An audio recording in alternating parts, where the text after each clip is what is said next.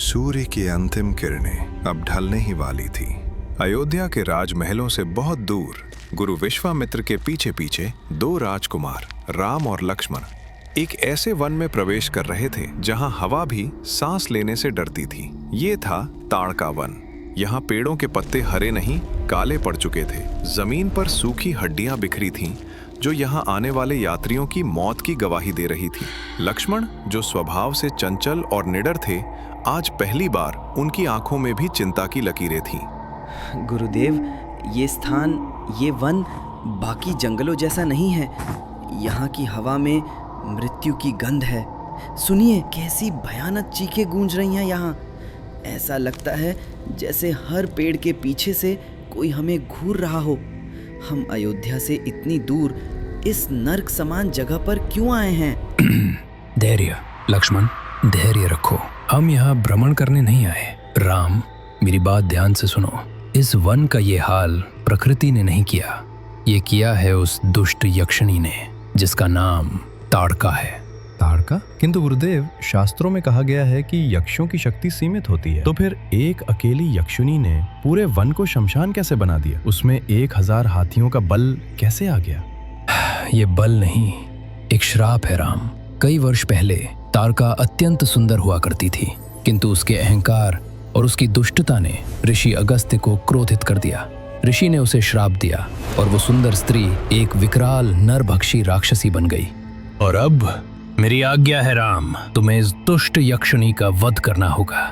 इस देश को, यहाँ के ऋषियों को उसके आतंक से मुक्त कराना तुम्हारा कर्तव्य है। क्षमा करें गुरुदेव, किंतु मेरा कुल, मेरा क्षत्रिय धर्म मुझे सिखाता है कि स्त्री पर शस्त्र उठाना पाप है।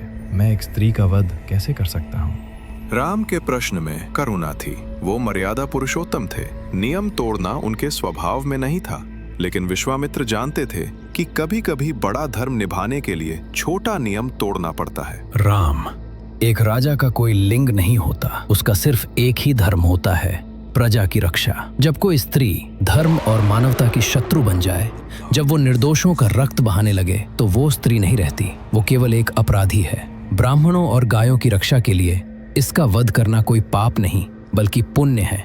संकोच मत करो राम, शस्त्र उठाओ। अभी बात हो ही रही थी कि अचानक धरती जोर से कांपने लगी। धूल का एक विशाल बवंडर उनकी ओर बढ़ने लगा और उस धूल के बीच से निकली 2 अंगारों जैसी लाल आंखें। कौन है वो मूर्ख? किसने मेरे वन में, मेरे इलाके में कदम रखने की हिम्मत की? मनुष्य, बहुत समय बाद नरम मांस की खुशबू आई है। आज तुम तीनों का रक्त मेरी प्यास बुझाएगा। भैया, वो देखिए, इसका रूप तो किसी पहाड़ जैसा विशाल है। भैया सावधान, वो हम पर हमला करने आ रही है। राम, अब समय नहीं है, सूर्य अस्त हो रहा है, देखो। याद रखना राम, शास्त्र कहते हैं कि सूर्यास्त के बाद अंधेरे में राक्षस अजेय हो जाते हैं। अगर रात हो गई तो इसे मारना असंभव हो जाएगा। इसे दया की कोई आवश्यकता नहीं है। तीर चलाओ राम, इसका अंत करो अभी। जो आज्ञा गुरुदेव, आज इस वन का भय समाप्त होगा। प्रभु राम ने शांति से अपनी आंखें बंद की और अपने धनुष पर शब्द भेदी बाण चढ़ाया। हवा रुक गई, वक्त थम गया। सिर्फ एक आवाज गूंजी, धनुष की टंकार। एक तेज रोशनी ने पूरे जंगल को रोशन कर दिया। ताड़का की छाती को चीरते हुए वो बाण निकल गया। वो विशाल राक्षसी एक पहाड़ की तरह धड़ाम से जमीन पर गिर पड़ी। कल्याण हो, सत्य की विजय हुई। और इस तरह राम ने अपने जीवन का पहला युद्ध जीता। उस दिन ताड़का वन वापस शांत हो गया।